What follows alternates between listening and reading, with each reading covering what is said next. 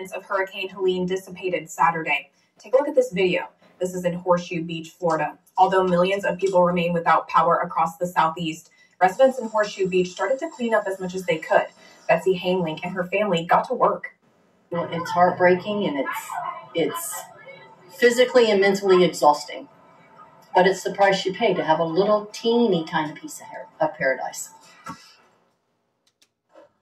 If you've been driving around this weekend, you probably noticed some of the debris from the storm blown all over the roads and maybe even in your own yard.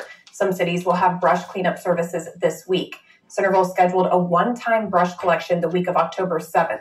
Miamisburg will have a public works crew out starting Monday. Xenia will also start debris cleanup on Monday. And over in Kettering, the city's yard debris center is open from 3 to 8 p.m. Monday through Friday.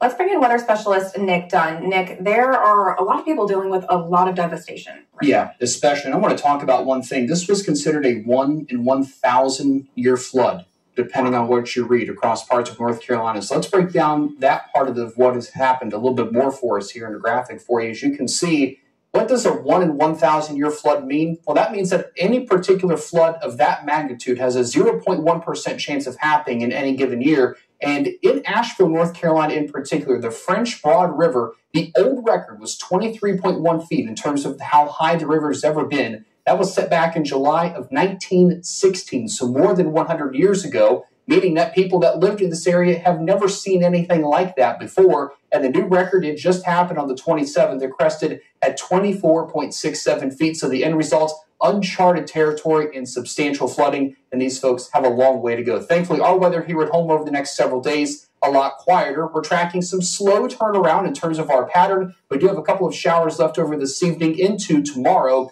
And then we're tracking the potential for some dense fog as you go out to work and school on Tuesday morning. And after that, we will be smooth sailing with plenty of sunshine and dry weather set to return to the Miami Valley. Let's give you a live look out Miami Township this evening. Roads are damp. We have some light drizzle and a couple of light showers out there right now, but not everybody is seeing rain. Live Doppler 7 shows again just a few light showers here and there. You almost have to kind of look really hard just to find them. Temperature sitting at 68 degrees here in Dayton, 64 in Wapakoneta. Oxford, you're still hanging on to 70 degrees. Let's broaden out the view, and this looks really, really similar to last night. Stubborn area of low pressure still parked off to our southwest. And believe it or not, that used to be the remnants of what was Category 4 Hurricane Helene.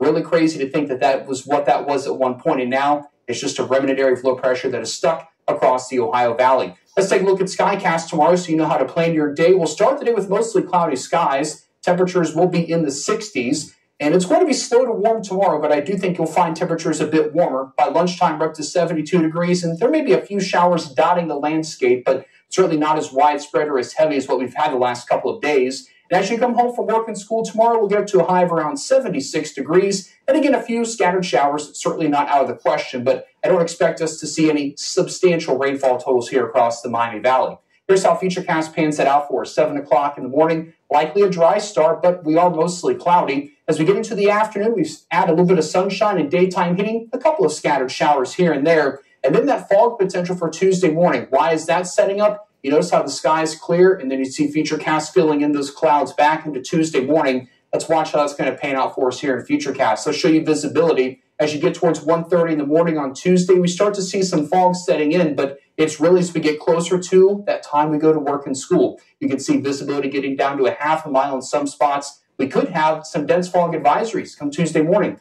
Here's my Storm Center 7-day forecast, 76 for tomorrow. There's also a slim chance of a shower late in the day on Tuesday, but Taylor, after that, we get some dry weather, highs back toward 80 on Friday, and a couple of nights over the next 7 days with lows in the upper 40s and even some lower 50s. Thanks, Nick. A family is now out more than $1,200 after they say concert tickets were stolen from their Ticketmaster account. And they're not alone. Across the country, others are making similar claims. Their tickets transferred to a stranger with no fast way to get them back. Here's Gwen Baumgardner with our sister station in Seattle.